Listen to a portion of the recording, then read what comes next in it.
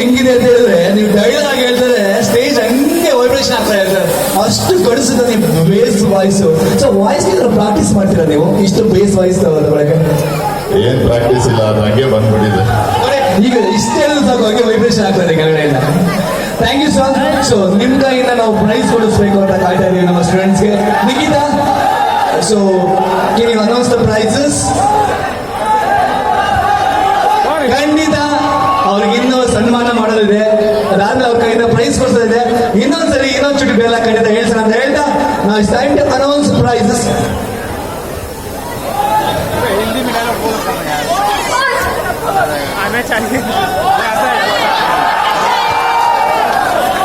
Okay, ನಾನು boss ಅಂದಂಗಾಯ್ತು.